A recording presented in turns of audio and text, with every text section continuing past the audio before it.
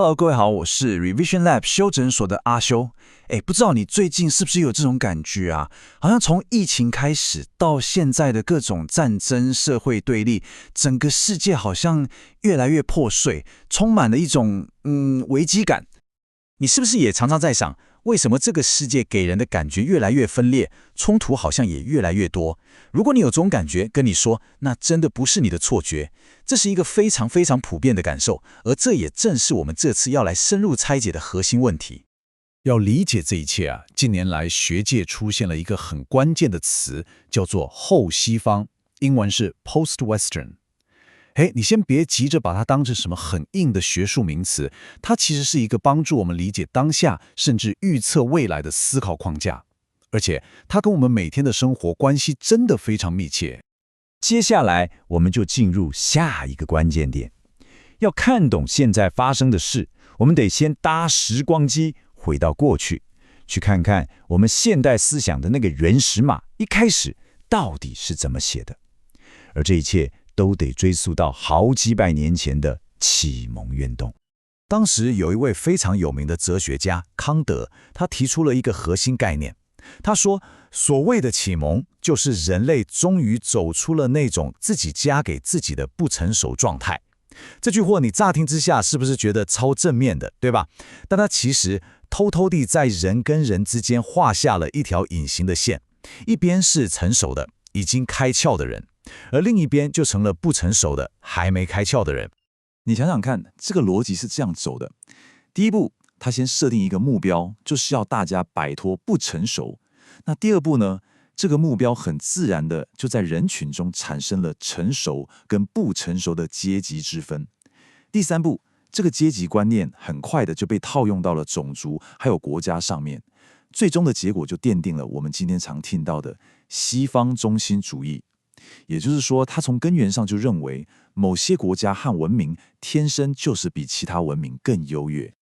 如果你覺得這聽起來有點抽象，那我們直接來聽聽康德本人是怎麼說的。他曾經親筆寫下，人性的最高完美體現在白人種族身上，黑人次等的多，而最低等的是美洲的原生種族。這段話坦白說真的非常刺耳，但他卻血淋淋地揭示了，在西方現代思想的根基裡，其實就內建了一個非常明確的種族階級排序。這也讓中心主義這個概念變得非常具體，而且非常令人不安。好，聽到這裡，你可能會想，幾百年前的哲學家講的話，跟我現在滑手機到底有什麼關係？關係可大了。接下來，我們就把鏡頭一口氣拉回現代，來看看這些古老的思想是怎麼樣隱藏在我們每天使用的科技裡面，變成一個爭奪我們身份認同的新戰場。我們來談談身份認同。其實我們每個人的身份都存在一個巨大的鴻溝。我們可以把它分成兩個面向，一方面是被賦予的身份，也就是這個世界、這個社會，甚至是演算法告訴你你是誰；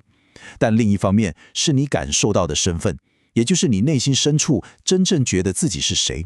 前者往往是靜態的，是一種固定的存在，英文叫 being；而後者卻是不斷在變動、在演化的，是一種動態的生成 becoming。而我們現在的科技正在加劇這兩者之間的拉扯，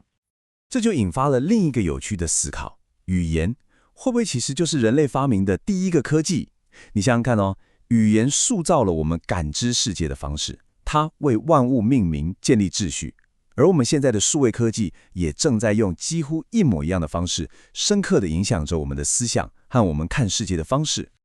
所以這就導出了一個非常重要的概念，叫做技術多樣性 （Techno Diversity）。它指的是什麼呢？簡單來說，就是我們需要擁有多元的、各自獨立的技術發展路徑，來抵抗那種想要一統江湖的、單一的、普世的科技模型。我打個比方，這就像是美食世界。如果全世界的餐廳都只賣同一種漢堡，那我們的飲食文化會變得多麼貧乏啊！科技也是一樣，它需要有不同思想風味的菜系，才可能蓬勃發展。接下來，我們來看看這些聽起來有點抽象的科技想法是怎麼具體地影響到我們的現實世界，它的影響力一路從矽谷的那些科技巨頭延伸到全球的地緣政治角力。你我每天在用的那些社群平台，他們的設計背後其實都藏着非常深刻的文化假設。比方說，它假設每一個獨立的個人都像是一個社會的原子，而整個社會不過就是這些原子的集合體。人跟人之間的複雜關係被簡化成了兩個點之間的一條線。而最關鍵的是，它最核心的設計目標就是讓你上癮，所以它根本不是一個中立的市民廣場，它更像一個經過精心設計，讓你流連忘返的賭場。而且你知道嗎？有一個數字很驚人，目前正在塑造全球思想主流的這些數位平台，有超過90%都來自同一個地方——美國矽谷。這就代表着一股非常巨大的權力被高度集中在單一的文化世界觀底下。在矽谷有一種思想非常流行，叫做超人類主義 （transhumanism）。這是一種相信人類可以也應該透過科技和科學來進化，甚至超越目前生理極限的思想。但這也引發了一個讓人很擔憂的未來想象：社會階級可能會出現一個決定性的分水嶺。想象一下，頂層是一小群經過強化的精英，他們透過基因編輯、神經連結這些高科技，把自己升級了；而底下是絕大多數沒有被強化的普通大眾。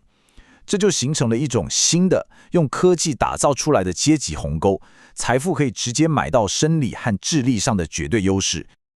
不過，這種由矽谷主導的壟斷局面也開始出現了挑戰者。一個很現實的例子，就是像中國的 DeepSeek AI 這一類開源模型的崛起，它正在打破過去由西方主導的技術格局。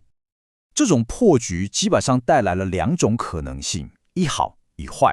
從好的方面來看，它讓強大的 AI 技術變得更普及、更民主化，不再是少數人的專利。但從壞的方面看，這也可能引發一場全新的地緣政治軍備競賽。就像俄國總統普丁曾經警告過的，誰能在 AI 領域取得領先，誰就能統治世界。這場競賽可能會導致災難性的後果。好，那面對這些複雜的挑戰，我們顯然需要一種根本性的重新思考。重點不是要我們拋棄科技，完全不是，而是要我們去重新定義我們發展科技的目的到底是什麼。在這裡要特別澄清一下，後西方思維的目標並不是要完全推翻或取代西方的現代性思想，而是要為它找到一個更平衡的視角。例如，我們可以嘗試用一些非二元對立，甚至是帶有萬物有靈色彩的古老智慧，來為這個過度理性化、有點冰冷的世界重新復魅，也就是賦予它新的魅力和意義。幾千年前，道家思想家莊子就給了我們一個很好的啟發。他說：“無用之用，是為大用。”這句話直接挑戰了那種純粹功利主義、資本主義的科技觀。他提醒我們，那些看起來好像很沒用的東西，比方說藝術、哲學，甚至是發呆，反而才是打開新思維模式的關鍵。所以核心問題可能不是科技本身，而是我們的科技被死死地綁在一個鼓勵上癮和消費的經濟模型底下。如果你正在聽，這部分非常值得你筆記。我們需要有不同的經濟模型，才可能催生出真正不同的科技。所以，解放科技的第一步是將它從純粹的消費主義邏輯中解放出來。好了，我們把剛剛講的重點快速整理一下。第一，西方中心主義不是過去式，它是一個歷史悠久的思想框架，到今天都還有真實的影響。第二，科技從來都不是中立的，它的設計裡總是藏着特定的文化假設。第三，我們必須刻意的去培養技術多樣性，來抵抗那種單一化的世界觀。最後，也是最重要的，重新思考科技的前提是重新思考我們的經濟和社會模型。總結一下今天的重點，我們從世界為何越來越分裂這個大問題出發，一路追溯到啟蒙時代的思想根源，看見了西方中心主義是怎麼樣內建在現代性之中。接着，我們探討了這個思想如何體現在當代的科技，特別是矽谷主導的平台設計上，並且提出了技術多樣性作為一個可能的解方。最後，我們點出真正的改變需要我們從經濟與社會模型這個更根本的層次去動手。這一切的討論最終都指向了一個開放性的問題，我想把它留給你思考。我們如何才能夠去思考那些在過去被認為是不可思考的事情？這不只是一個哲學問題，它邀請我們每一個人用今天討論的這些框架去審視自己的生活，為我們的共同未來想象出新的可能性。